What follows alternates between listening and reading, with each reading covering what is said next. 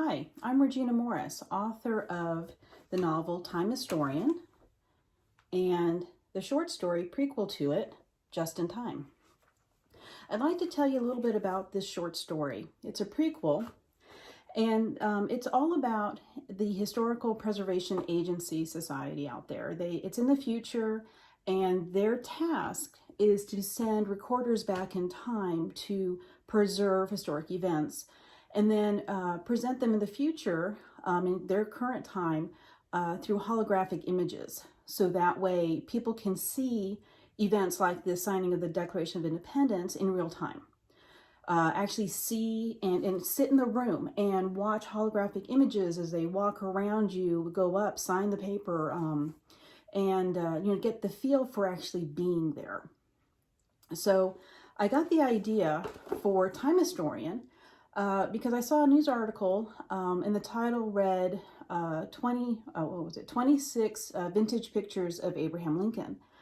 And I thought, well, that made me chuckle because, good gosh, I would certainly hope they're vintage and not contemporary, seeing how the man's been dead for a long time. And I thought, well, wouldn't it be great if we could send back some cameras, some video equipment to go back in time and actually see the president, get a nice glossy image of Abraham Lincoln. So I'm writing the story, and I do have a video about this, so please click on that link to find out more about this fantastic story and about Hank's adventures in 1860 America. And I keep dropping this book. All right, so that's this book. Now, Time Historian they don't travel back in time. This takes place in 2192 is the time frame. And the book is really about survival.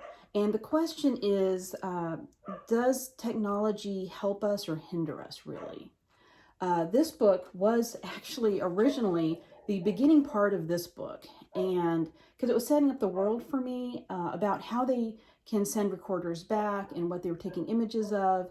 And this book is about the Emancipation Proclamation being signed and Hank doing that job. But this one here was about testing out the equipment and getting the images for the Declaration of Independence being signed. And it really didn't fit into this story. And I thought, well, it makes the beginning part really slow and it just sets up the world, and it's too much for this story.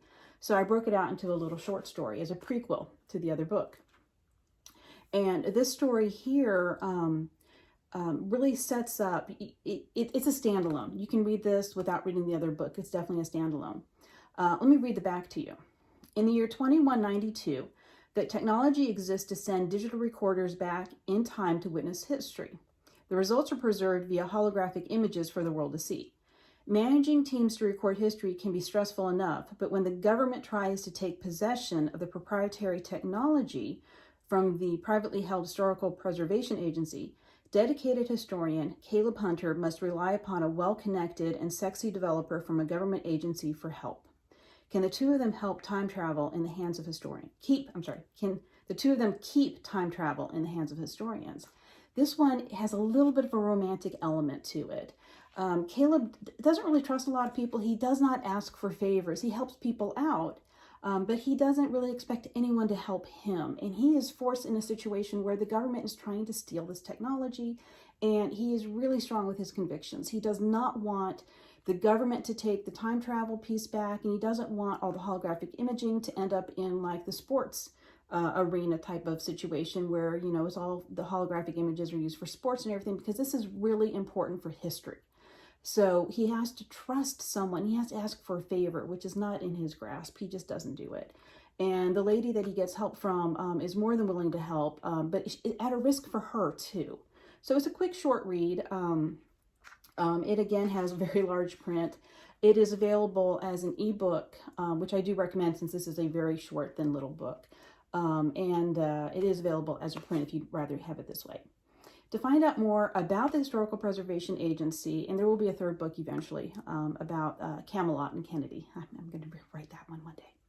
But to find out more about and this has a little bit of a romance. Most of my books are romantic, but these two are definitely different. To find out more, please visit my website, reginamorris.com. Thank you.